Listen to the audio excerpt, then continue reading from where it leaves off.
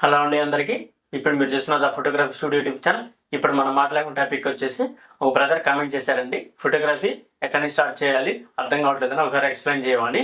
దాని గురించి మాట్లాడుకుంది. ఇప్పుడు మనం ఫోటోగ్రఫీ స్టార్ట్ చేయాలనుకున్న వాళ్ళు ఫస్ట్ కెమెరా ఉన్నా లేకపోయినా మన దగ్గర ప్రొఫెషనల్ కెమెరా కదా, నార్మల్ కెమెరా ఉన్నా లేకపోయినా మన మొబైల్ ఫోన్లోనే ప్రాక్టీస్ చేయొచ్చు.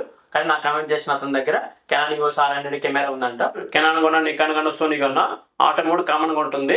ఒక్కో దాంట్లో ఒక నేమ్ ఉంటుంది. కెనాన్కి అయితే A+ అని ఉంటుంది, సోనీకి ఆటో అని ఉంటుంది, అలాగే నికాన్ కూడా ఆటో అని ఉంటుంది. ఇలా నేమ్స్ మారుతాయి కానీ ప్రాసెస్ ఒకటే.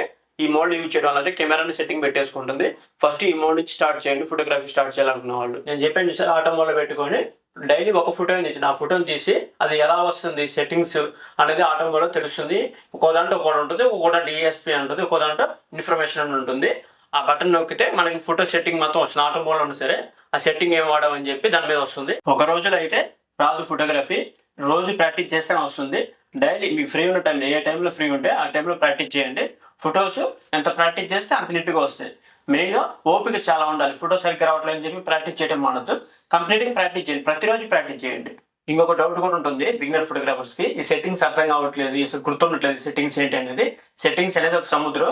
డైలీ మనం ప్రాక్టీస్ చేస్తా దాని మీద ఒక ఎక్స్పెరిమెంట్లా చేస్తేనే సెట్టింగ్స్ అనేది అర్థమవుతుంది. డైలీ ప్రాక్టీస్ చేయండి. ఫోటోగ్రఫీ ఇంట్రెస్ట్ ఉంటే చాలు. ఫస్ట్ మీరు మొబైల్ ఫోన్లోనే ప్రాక్టీస్ చేయండి. మొబైల్ ఫోన్లో కూడా ఫొటోస్ బాగా తీయచ్చు. అవి ఎలాగ తీయాలి ఏందని చెప్పి ట్రిక్స్ ఉంటాయి. ఆ ట్రిక్స్ ఒకసారి నేను మళ్ళీ ఇంకో వీడియోలో చెప్తాను. మీ మొబైల్ ఫోన్లో కూడా ఫోటో తీసి దాన్ని క్యాప్చర్ చేసి ఎలాగ వస్తుంది ఫోటో అనేది. ఫోటోగ్రఫీ అనేది నేర్చుకుంటే రాదు, దాన్ని ఒక ఎక్స్పెరిమెంట్లా చేస్తే చాలా ఈజీగా వస్తుంది. ఒక సైన్స్ లాగా, ఒక మ్యాథ్స్ లాగా నేర్చుకోవాలి ఫోటోగ్రఫీ. ఈ రోజు వీడియోలో మనం ఫోటోగ్రఫీ ఎలా స్టార్ట్ చేయాలని దాని గురించి మాట్లాడుకుందాం కదా.